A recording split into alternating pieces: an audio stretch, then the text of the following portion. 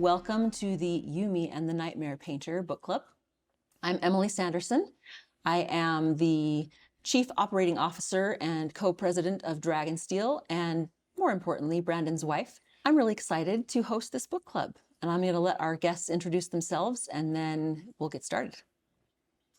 I'm Tim. I'm an author and a YouTuber, and you probably know me better as Hello Future Me over there. Yeah. I'm Bethany. I am Bethany's Books on TikTok. I love reading and creating book content. My name is Jackson Dickert. I'm an author and I work at Campfire. Hi, my name is Tran. I'm a freelance illustrator and I had the privilege of working on the book cover for the commercial edition. So, and I actually wanted to talk about, before we even open the book,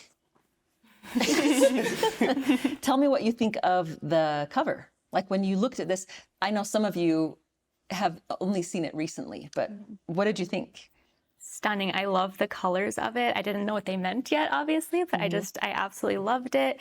Them like reaching to each other. It's so cool. I initially saw this online and I thought the art was beautiful, but then seeing the treatment, the iridescent, the gold and all the magenta and the teal, I think it just emphasizes the line art even more. Yeah, it was beautiful. And I love how, the Yumi has like pink and red, and her name does too. So it kind of like, you have an idea going into the story of kind of what you're getting into and the characters. It's very well done. Yeah, I mean, I loved it. As, I only got to kind of fully see everything in color recently. But I mean, I have a weakness for like magenta and kind of these sort of color contrasts, and just the whole thing is just so gorgeous and iconic. Yeah. Yeah, it was really fun to see what the team came up with for this. And the idea was to create a book that's not just your usual hardcover, that's a little something different. But then we also wanted to make sure that there were versions accessible to, anybody. So we have a couple of different, we have a commercial version, which we'll talk about a little bit later, and audio or, ebook or all that kind of stuff. Does anybody have like a favorite? It depends on the book for me, but do you have a favorite way of reading books? Or how did you experience this one? Okay, I'll go first. I actually was listening to it on audio for the first time before I got my physical copy. And so I listened on audio, and I listened twice on audio and then read it physically for the third time through. And I love kind of both. I do a lot of audiobooks and a lot of physical books. So I love mixing up the way I consume books. Yeah. I stay pretty busy, so audiobooks are always going to be my go-to. And Michael Kramer and Kate Redding do such a phenomenal job. I actually didn't for this one, funny enough. I read the whole thing just on my phone. So I started with the audiobook because I love reading or listening to audiobooks while I work. But for this one, I felt like I wanted to consume it more because I think it imprints on me better when I actually see the words. So I ended up switching to the Kindle version. I'm totally with you. Right? Like seeing the words yourself, I tend to process it and remember it so much more. And so I only got to read it on Kindle, which when I got, here, because we didn't have a physical copy in New Zealand, all the color that I didn't get before, it's like so much cooler and makes the references that you get in the text just so much so much cooler to experience in the context of the book. Yeah, no, totally. That's fun. And we're just going to we have 3 episodes where I've kind of divided the book up into 3 sections. So episode 1, basically going to cover parts 1 and 2.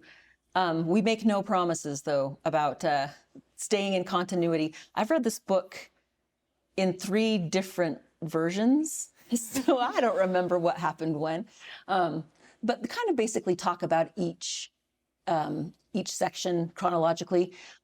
We also want to make sure that people know that we don't promise no spoilers for other parts of the book. It's kind of fun to read something and then think about, oh, wait a second, that was foreshadowing for something that happened later. Yeah. We'll try to keep Cosmere Easter eggs to a minimum, partly because I know a lot of people have a lot more knowledge of that kind of stuff than I do. But it's always fun to see Cosmere Easter eggs and then point them out and then and then let the super fans go to town on those. So feel free to point those out as they come along. And we're just going to kind of open it up and start looking at it here. Straight into the bamboo Yes. on that front cover. So pretty. You know, which is just gorgeous. Apparently in several different Asian cultures, painting bamboo like this with the black and white. But Brandon and I saw it in the museum in Taiwan for the first time. And they just have a beautiful collection. And we just walked and saw all of these different beautiful bamboo paintings. And I think he was kind of thinking about that when he had this idea. So, Speaking of one of the kind of paintings in the first, like I think it's the earliest drawing that we get. It's the one of him painting the one of the shadow creatures that kind of comes from. And I love how you instantly look at it and see the creature looming over him. Yes, You've got the arms and the face and creepy. stuff. It's really, really great. No. yeah. And at the very beginning, our first character we encounter is Painter. And I love the beginning when Painter starts kind of talking about his job. And I can't remember where, I got to find the part, but He has like Jon Snow levels of brooding. yes. Yeah, it's great. And I liked when he was talking about his job as well. The first thing it made me think of was Violet Evergarden, which is an anime where they have people whose jobs it is to write letters for other people.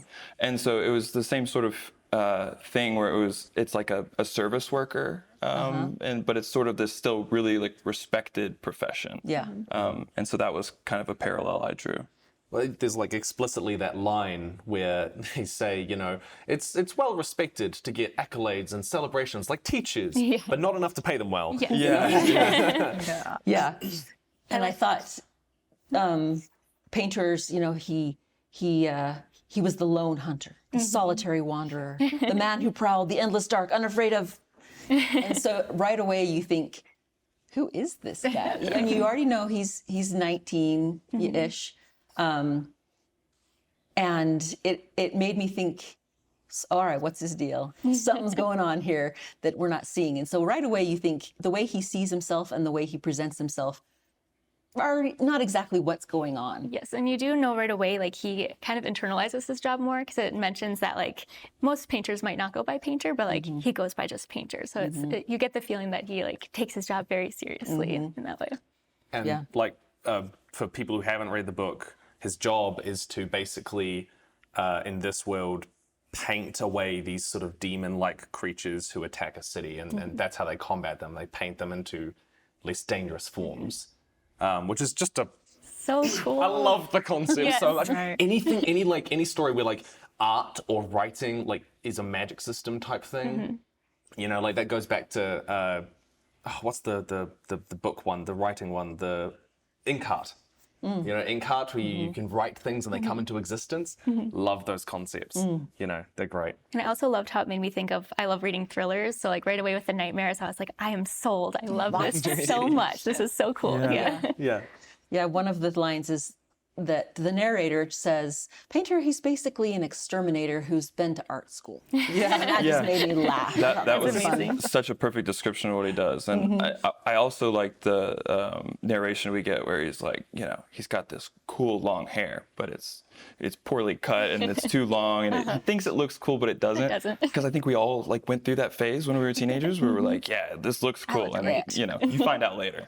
No, not so cool. Speaking of the narrator, what did you guys think of the storyteller voice here? Did you know who it was at first? I had a good feeling based off of Tress, like that I didn't know going into Tress that it was going to be Hoyd narrating. But after that, I was like, I think I've got this figured out early on. Yeah. I mean, you guys will know more about the deep Cosmere lore than I will. I know kind of who Hoyd is and kind of the role he plays more broadly, but I was like, yeah, no, he's a fun character to follow, his mind and the way that he looks at the world, definitely. Yeah. So I've kept from knowing anything about these. I didn't do it on purpose, you know, because they were like, oh, we'll still refer to them as secret projects and things like that. It just sort of ended up happening, or I didn't really know much about any of these. And so I started reading, and I was like, who is this guy? And then it took me a couple pages. I was like, this is different. And then he starts referencing like chulls and stuff. I was like, it's got to be Hoyd. And then sure enough, and some of the jokes he makes are just hilarious. They're fantastic. I loved the humor in this book. Yeah. Top notch. I really enjoyed his narration. It's interesting because Hoyd is kind of he's obnoxious, you know? And the very first draft of this, Hoyd was too much. Like his interjections were distracting, and the tone was just off. And Brandon was kind of worried about that. And he's like, so what did you think of Hoyd? And I was like, tune him back. It's too much. Too much. His first line's like, contrary to what I might usually say, I don't actually want to talk about myself, you know? Yeah. And it was interesting because he's a character in this book technically, but not really. And so it was interesting to hear his version, but kind of a little bit tuned back, more focused on the characters. And I like that idea because he can be a bit distracting. People seem to be, you know, back and forth on this type. Alcatraz has the same type of narrator that breaks the fourth wall and, you know, interjects into the story, and people either seem to love it or hate it. So I'm curious what people in the comments can tell us. What did you think of the narrator and that narrating style? Did it bug you, or did you like it? Yeah. And also why? Like, why is he telling these stories? Is like something that I know other people have brought up. You know, because like he's clearly doing something throughout all of these stories, right? And we don't know. You never know. Answers. All you know is you can't really trust Hoyd, but you can't help but like him at the same time. I don't know, like and hate him, kind of just goes back and forth. That's the other thing. It's like he's so mysterious that you kind of, I think we especially want him to always have like a plan or be doing something. I think sometimes he's just doing it for the bit, you know? Yeah. He kind of feels, sorry. Oh, I was just going to say, I found him unawarely quirky. So I wasn't sure if he's aware of his, like you said, obnoxiousness. I just found it endearing and charming. But, I was just going to say, like, he sort of comes a little bit to me across as like the Doctor from Doctor Who. Where he's like everywhere all the time, just in random stories. And kind of happens to find himself in places, but is always doing something, you know? Yeah. That's kind of a good comparison. So in chapter 2, we get introduced to our other main character, Yumi. And it's interesting because you kind of have Hoyd to give you background information, but with Yumi and Painter, you just kind of get thrown into their world and shown what their life is like. What was your first impression of Yumi when you read this part? I related to her a lot. I think the younger me definitely did because maybe a bit because of my background growing up in a Vietnamese household. And I know this carries on with like other Asian cultures, but it's very much, you know, being that dutiful like daughter, following the rules, do as you're told, respect your elders like Leon. So for me, that I really related to it, and there were times where I would read her chapters, and I just wanted to like shake her, like it's okay, you know, you can like, you know, just take control of yourself, your life and stuff. So I definitely related to her. Yeah, I thought the same when I first started reading. I was like, oh, this Yoki Hijo, the chosen one. I have like this strong female lead, and so I had a bone to pick at first when I started reading. So I was like, I want this strong female lead, but and I understood the reasoning. Like Leon is so controlling over her, but it was hard. It was like, I want you to stand up for yourself. Like you're the one in charge here. But I liked her right off the bat for sure. I liked her as well. It was funny for me because the character should be flipped almost. She, you know, is a little more like serious. She's taking everything really seriously. And she's the one in the true position of like power and being, you know, extraordinarily necessary to the survival of the people on this planet. Whereas Painter, you know, there's a bunch of others just like him. And we learn more about him later, but when you meet him, it's like, okay, you know, he likes to think of himself as Batman, but he's not Batman, Yeah. you know? Yeah. I like there's this great tension in her character between like what she really wants and what she wishes that she wanted, which is something that, you know, when you're sort of figuring out who you are in life and like where you want to end up, you're like, you know, I'm doing a law degree or whatever, and you're like, I want to love this part of the doing law. I want to love being a lawyer and stuff like that. And so there's like this line here where she says, you know, when she was finished, she looked up towards the sun, slots in the shrine's wooden canopy decorating her in the alternating lines of light and shadow. She felt, ellipses, lucky. Yes, she was certain that was the proper emotion. She was blessed to hold this station, one of the fortunate very few. And it's like, yes, I'm happy. I'm happy as it burns around her. And I loved how conflicted, you know, her character is and has to be. She is in this very fortunate position that she didn't ask for, that she didn't get the opportunity to opt out of, but she is very fortunate, you know. So it's this sort of combination of a responsibility that's been thrust into your lap, and it's hard to complain when, you know, you've been given the station that you have, but at the same time, she's still an individual. The lives are at stake, right? The Right. community relies on her, so it's like you always have to put those above you. So, like it's a very difficult position she's in. Yeah, absolutely. And even, you know, feeling guilty for her individuality or her rebellious thoughts.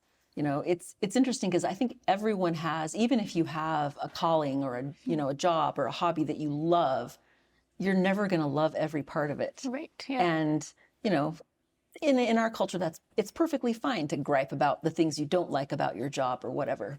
But to her, it's not. And that was just, I don't know, it was really interesting, her reaction. I felt a lot more compassion for her because she had those rebellious feelings, you know. If she had just been only dutiful and I'd only seen the outside of her, I would have been, like you said, wanting to shake her and and just kind of be annoyed with her. But because she had those inside, I know I feel blessed. But she had those feelings that I felt also, you know. Yes, I know I said I would do this, but I don't want to. It's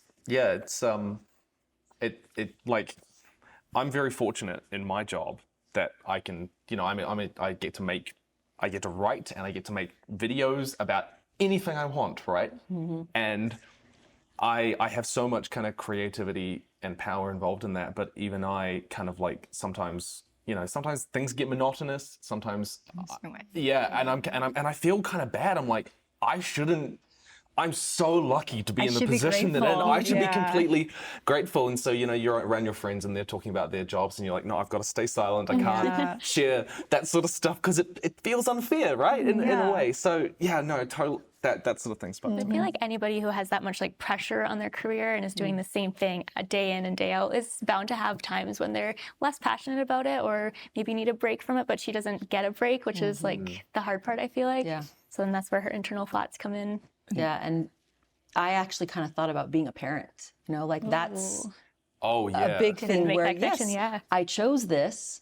I love my children, but there are some days when I'm like, why did I do this again? I never picked up on that parallel. I didn't. That's so cool. I mean, like, that's totally fair though. And it was interesting to think about it that way because she's not a parent at all, but in a way she has kind of a parental, responsibility over Everybody. the whole country, you know, whether they live or die. So, and to be given that at such a young age, I again, it makes me have empathy for her and kind of hold off from wanting to shake her a little bit. Yeah, it's unfair, right? Because she was conditioned at an early age to be the way she is too. So Yeah. And speaking of that conditioning, what did you think of Lee Yoon? I'll let others go first. Didn't like her. This is going to be a controversial opinion, I think. But wasn't a big fan of her. For the most of the way through, you know, it was just a dislike. It wasn't like a vehement hatred or anything. That did come. That came from me when she told Yumi, yeah, you always had the option to go see your parents. You just never You just never asked. You just never did it. And I was like, oh, you rock. That's foul. Yeah. That's just Yeah. evil. And that was the moment I really disliked her. There's a toxic passive aggressiveness that comes from her. But I feel like I've met characters like that before, and I feel like I could see her arc. So I was excited to see what happens in the end with her. Yeah, you're willing to kind Yeah. of let it give her a chance and see what happened. I totally thought I would die before I liked Leon. I was like, this is the worst person ever. She's so manipulative. Like, even just seeing that Yumi's going to maybe ask for something, and she's like, oh, so you're going to spend the day in prayer and thanks to the spirits, and anything else would be a disgrace. Like, just right off the bat, I was like, oh no, I There's can't that line stand. where she's like, you wouldn't want to be Yeah. improper or. Well, you're the all-knowing Yokihito, so you would know better. You of would know better, course, and you would know this, you know? And it was one of these things. I've read a lot of Brandon's books, and so I know she's gonna get redeemed somehow, and I'm determined that I'm not gonna like her when she gets redeemed. You know, That's what I felt too, She yeah. is like she's just been terrible, a horrible abuser this entire time, and he did it. He did it, and I Somehow. was so mad at him then, not at Leon anymore, because I think making her a victim also in the end was like, okay, you know, it was like she's a victim, a victim in this. She's kind of a product of her programming and her, Yeah. and it's, I don't know, I watched her do things and I wondered, and again, sorry, I'm all croaky here. Kind of like, sometimes parents are like, well, I'm going to live through my child. I didn't get to do this thing, so I'm going to make them do it. And I kind of wonder if she wishes that she were the Yokihijo, and oh, well, I'm going to be the best warden ever. And I don't know, that's me kind of putting things on her, but I could see that as she went on in her interactions with Yumi. And then when we found out later on what the other Yokihijo had been doing. Yeah, that reveal, I was like, oh, I did not that's expect it. nasty. Yeah. The whole reform movement, I was like, oh no. Yeah. Yeah. I at first thought the same that you said, where she resented Yumi for getting to be the Yokihijo, and she wasn't, so she's going to punish her in a way because she would have done a better job. Yeah, there did seem to be a little flavor of that in the audiobook when Kate Redding is voicing Leon and she says chosen, like a title, but Demeaning, it's yeah. demeaning. Yeah, lowly. Yes, it's lowly. So that was interesting to see Leon's character and then watch, like you said, watch her change. Even not, I think of all the secondary or minor characters, she was probably the one that changed the most. I don't know, was there anyone else that really was more rounded? There's kind of a bit of an arc around Painter's friends. Yeah. They sort of change a little bit. But part of that, I feel like, is Painter and Yumi's impact, because they changed so much, and him, like, just getting ahead of this, but finally apologizing, like, that's, they did still change and they were forgiving, but I feel like part of that was from Painter. And And I mean, also, like, it's a pretty, for a Sanderson novel, it's a pretty small cast of characters. That's true, yeah. So much of the page count is dedicated to basically, Yumi and Painter, and I think Leon would possibly be the one with the third most, maybe Akane? Unless you're counting Hoyd. Yeah. Or Leon, yeah. I actually didn't think her friends changed really at all throughout the book, just because when he finally does apologize, they're like, "It's okay, we forgave you a long time ago." It was a probably little bit ready of to a, do that. it was a little bit kind of like, I'm not sure how to interpret that dynamic there at the end. It's almost like I think Painter built it up in his head to be something maybe worse than it was, and it was bad certainly, but it was like he has spent the whole time running from his responsibilities and from facing the music, and he continued to do so even after it didn't work out the first time.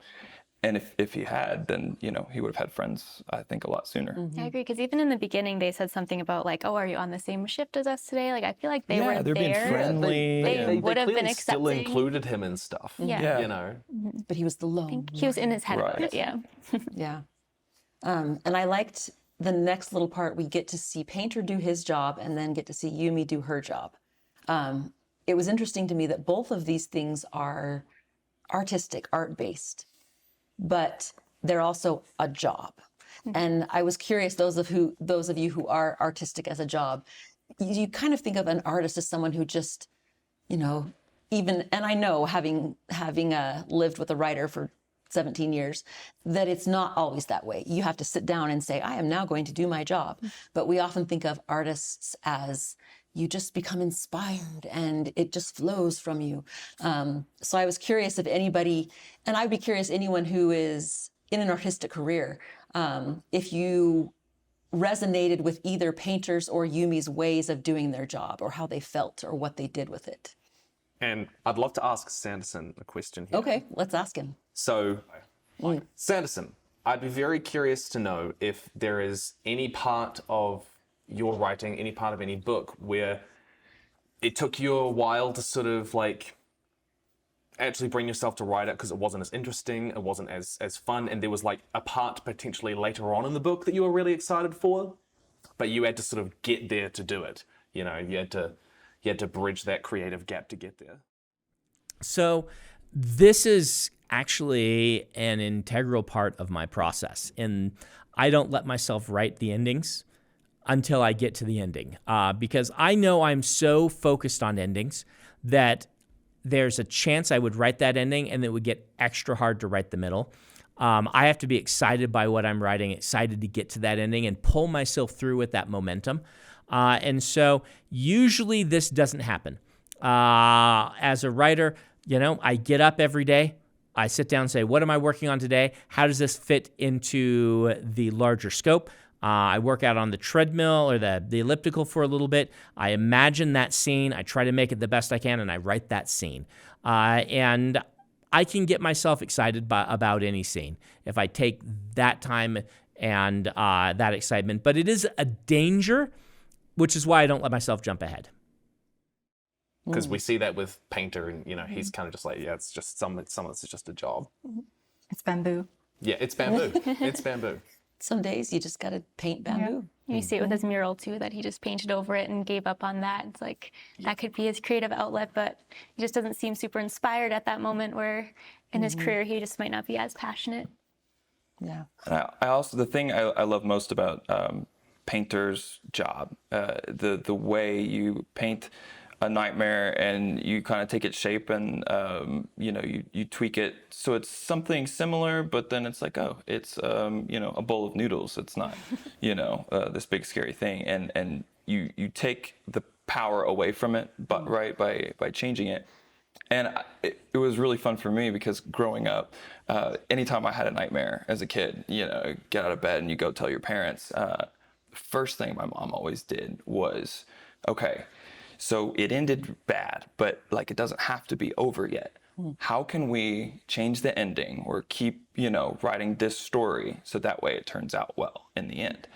And so I thought the way that Painter deals with these, it's the exact same way of doing it. Like, okay, how can I take this bad thing and we can change it just a little bit and it actually makes it kind of a good thing and a good ending.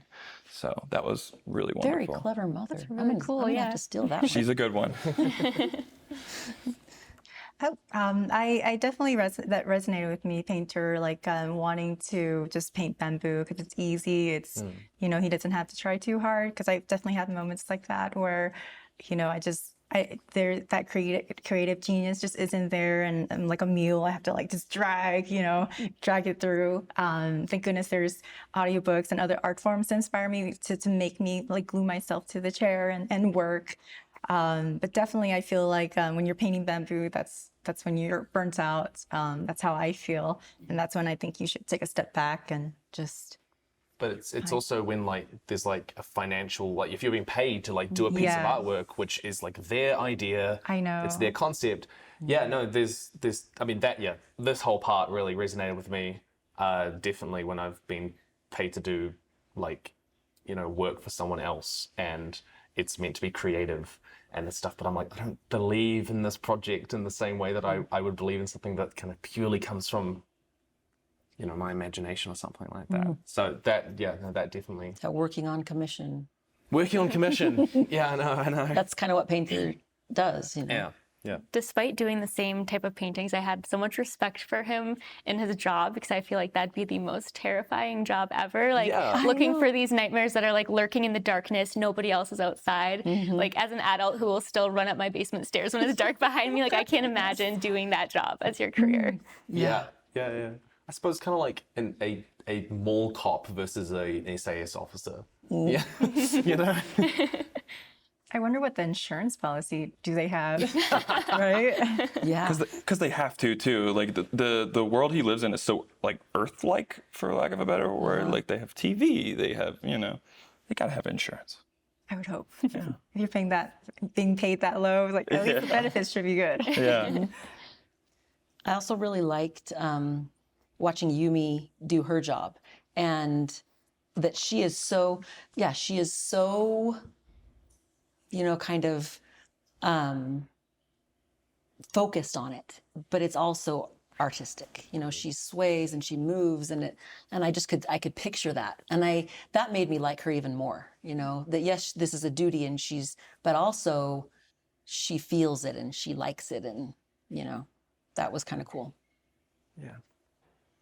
I was also determined that stacking rocks was not going to be a cool magic system at the beginning. I was like, he's playing a joke on us somehow. Really? But it was so cool. I was like, the moment that was described, I was like, I love this idea. I've been fascinated by like those ways that they like stack rocks in really bizarre ways for years. And so seeing that as a magic system, I was like, this is so cool. I thought it was so cool. Yeah, this is. In Canada, we stack like almost little people with rocks, and so I think it's so neat, such a neat magic system. I just didn't think he could make it as interesting as he did, like how you can write about stacking rocks and make it like so fascinating. But I have such a simple mind. Give me laser sword and like you did it. That's a cool magic system.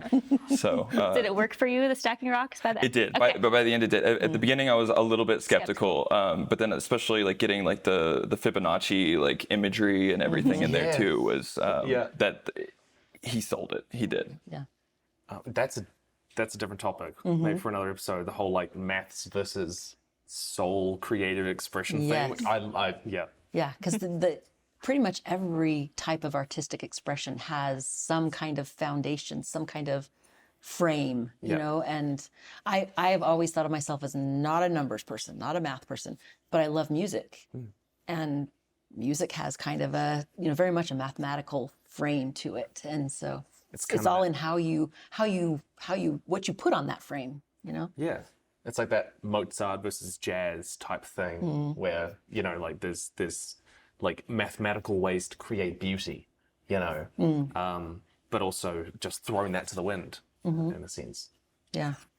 In the end, we I don't know if we're going to get all the way through part 2 because there's a lot of stuff happening here. But the big part of this is the switch. Yumi, I think Painter wakes up and he's in Yumi's body, and Yumi is there as a ghost next to him. Were you expecting that? How did that come across? What did you think of that? I think when I was reading, because you can highlight and leave comments on your phone, and I was like, Cosmere Freaky Friday? Like that was, I was like, that's a good way to put it. That's what's happening right now. And so again, I was like a little off at first. I was like, this is interesting and different. And then like, as it goes on, he makes it work really well. So it was weird for me at first, but I liked it in the end. I wasn't expecting Painter to look like Yumi to everyone else. That caught me off guard. Yeah, me too. But then I did expect, since we knew that, I did expect Yumi to look like Painter. Right. So I was like, wait a second. Yeah, something else was weird there. I have to wonder, did the earlier drafts have them both take over each other's bodies with the other person being the ghost? Because they work slightly differently in the Switch, right? And I was just like, why do they work slightly differently? We are given a bit of a reason later on that like I was wondering if like Brandon tried originally to make it work in the same way. We should ask him. The first draft that I read was like this. But I'm curious, and I know he was reacting against some things. I know your name was mentioned as one of his inspirations, and that's I remember watching that and saying, how can you fall in love with someone that you never meet? You know, because they switch places, but they're in each other's bodies and never meet the other person. It's a challenge accepted. Yeah. And I think that's one of the things he was reacting against. But I'm curious, we should ask him. So Brandon, did you originally want to do complete body swap, or did you have this idea from the very beginning? Was that kind of what you're thinking? Yeah, body swap with then the ghosts next to each other, because they end up working slightly differently. Yeah. So the idea for this was always to be able to have them see each other as themselves. I love Your Name. It's an amazing film, but I didn't want to just make Your Name again, right? And if there's a place that Your Name didn't explore, it's the interactions between these two characters as they live one another's lives. Watching someone else live your life is really interesting. And this is something that many of my models hadn't really done. And so from the get-go, they would see each other as themselves, but everyone else would see the body and what was happening with the body. And it was designed this way from the get-go to let me have that romance of the two people interacting, but also to force them to watch the other one in the context of their life, which is kind of how both of them grow, right? Like Yumi watches Painter have to deal with all the stuff that's going on with Lee Yun and everything like that, and that helps her change, seeing someone else go through it. He has to watch his friends interact with Yumi and really start to see life through their eyes so that he can grow beyond his hangups. And without them being able to do that, I couldn't have had the character growth in the way that I wanted. The version Emily read got really confusing at the ending, and I did a lot of tweaks to play with that.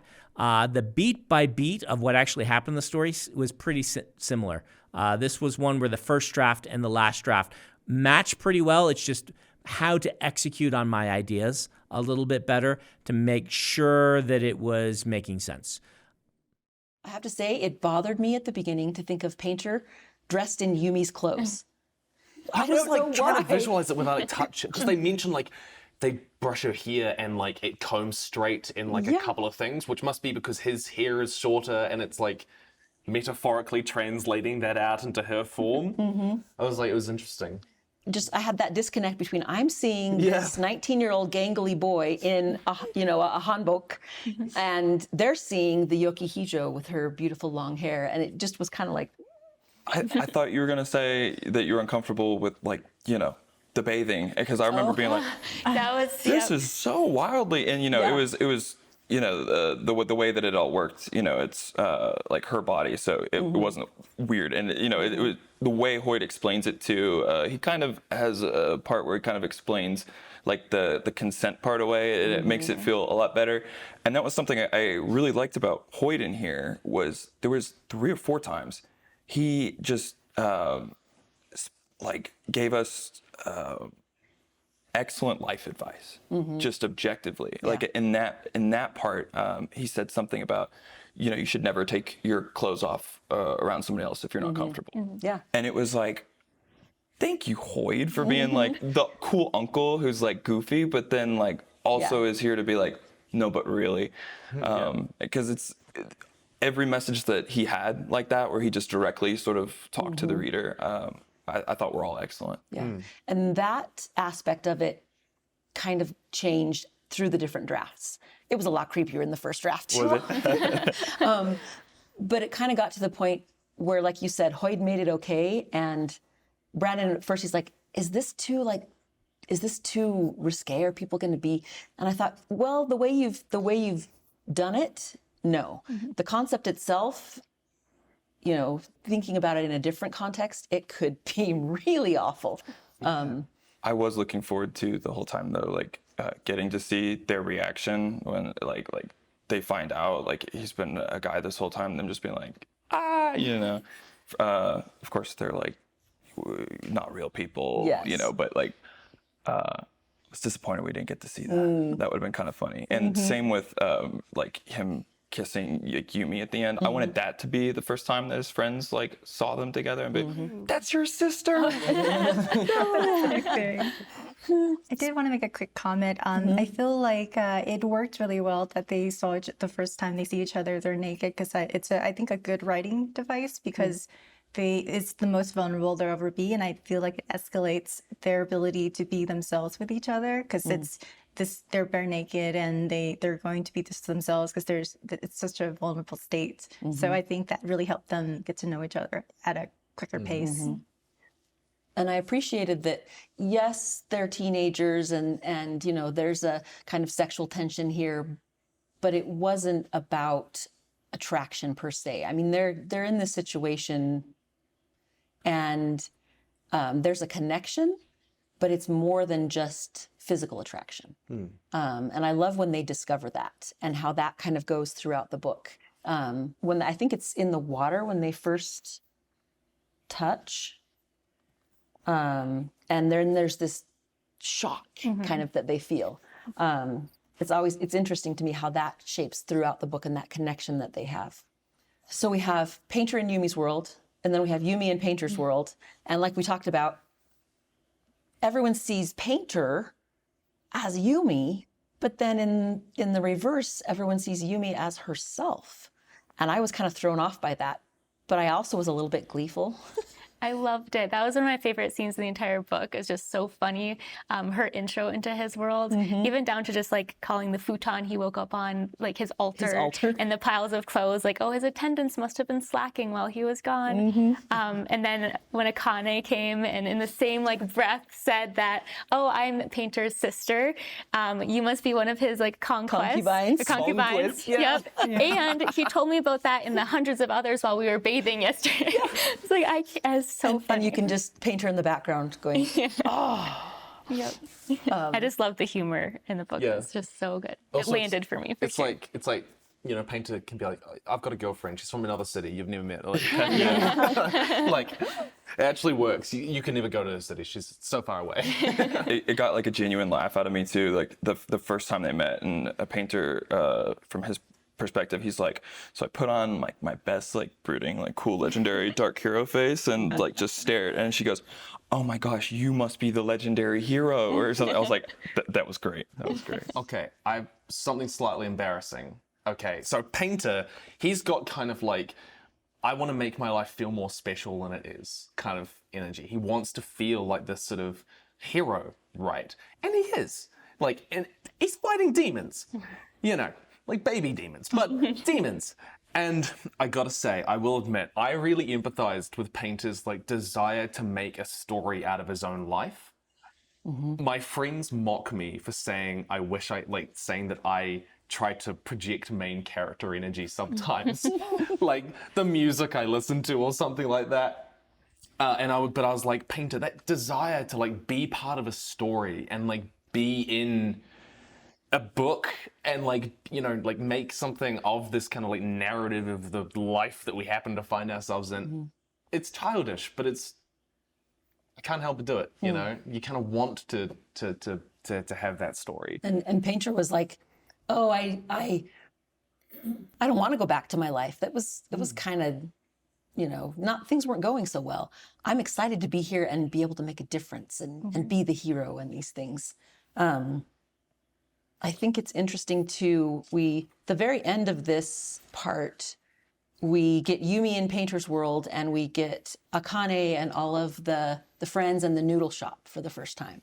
And then we learn about design. Maybe we'll have to wait and talk about her in the next episode because she's a whole conversation in and of itself. But one of the things I loved best in this part was Akane taking Yumi shopping. That was great. And that Akane's like, do you need anything? Like someone to take you shopping? And Yumi just cries, yes, please. I love that reaction because that's not what I expected, but I was like, that's the right reaction. You know what I mean? Yeah. Yeah, it was like, that's so sweet.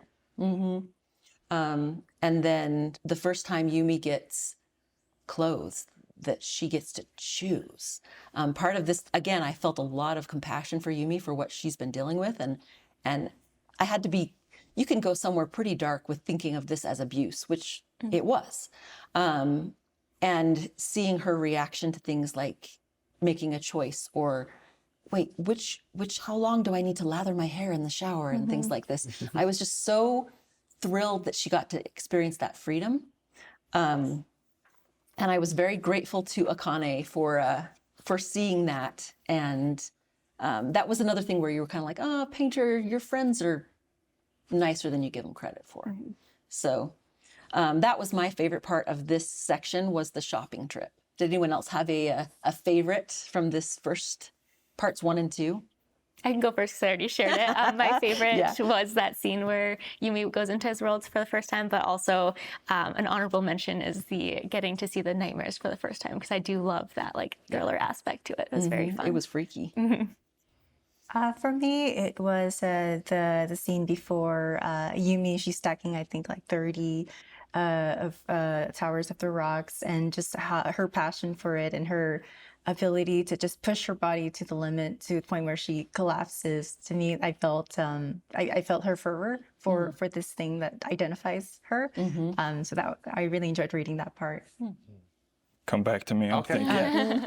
I think one of my favorite moments, if not my favorite of the whole book, was definitely seeing this the spirits come out of the ground in Yumi's ceremonies type things, and how the giving, like it's like, for me it's kind of like this whole book is like the power of art, right? Like it like shapes the world, it changes the world. It also like gave me real like Studio Ghibli vibes, I just loved that. I think just with the floating plants, which we can see up here, and then like the stones, which I said I already loved, and then like these little kind of glowing, kind of little soft sort of putty things that they get out of the ground, the spirits, and they turn into amazing things. Like it's just, there's so much symbology there that I really loved, and I just really connected with. So much magic. So much magic, yeah. Just any magic that is like from the earth and like ancient, feels ancient. I just love it. Yeah, I finally thought of it. I think for me, my favorite is just the plot itself, right? Them switching and having to go through this together. That in general is my favorite. Maybe specifically, when they, get to like the bath, and it's like, oh, so this is going to be like a traumatic thing for both of us, 'Cause in a lot of ways it really is. But that is a great way, not always an ideal way, but like you can build a rapport and a relationship with someone by both of you going through something hard together. So I think it was a great building block for their future relationship, just being able to do some of these hard things, these uncomfortable things together and get through it okay, and on an even playing field. Maybe the thing I loved the most was how much they respected each other in terms of, all right, my world, my rules, and they listen to each other for the most part. There's a couple times we break off, but it's also important for our partners to push us to grow and to change in the appropriate ways and appropriate times. So that was kind of my favorite aspect of this part. I want to comment really quick. This book reminded me of life is so much easier with a partner and a companion. Just having that one other person to help you go through all of these like hardship. On the plane here, I was talking to the person next to me, and I was telling her about my girlfriend and how I wanted to propose soon. She was like, "Oh, like you're very brave," and I was like, "That's kind of a funny reaction. You're very brave," because I thought I'm not brave at all. Like I get somebody to go through this with. I get somebody to lean on, somebody to support me. I support them. Like we're a team. I didn't see how that was quite brave from the way she was thinking about it, I guess. And so, just like you said, it's companionship. There's a line which someone said to me a few years ago, talking about marriage and relationships and stuff. And I said, it's never you versus your partner, it's you and them versus the problem. And that's one thing that like Yumi and Painter, like right from the start, like sure, they argue or whatever and stuff, but they're both like, all right, we have an issue, let's work together to fix it. And if you look at it like that, you can see that's the foundation of that relationship, how they work together and how they complement each other really well. And I love that because in both of their worlds, they were somewhat convinced like it's my world, the reason that we're being connected, but they still both applied themselves in each other's worlds to like try to fix the problem if it was in that world, if that makes sense. So I thought that was really neat that even though they kind of thought that it was like their problem that needed fixing, they were still applying themselves and like doing their best to help the other person in their world. And interesting because they were kind of forced into this connection. It could have gone very differently if they'd chosen a different way to react. And I think that's true with even when we choose our situation and things, we have to also choose, oh, this is hard. I'm still going to react in a way that works together with my partner and like you say, puts the problem in front of us instead of between us or whatever. Yeah. Thank you for joining us for episode 1 of Yumi and the Nightmare Painter Book Club. We hope that you'll come back with us next time for episode 2. Walla walla walla walla walla walla. I'm glad you said that. Please leave that in.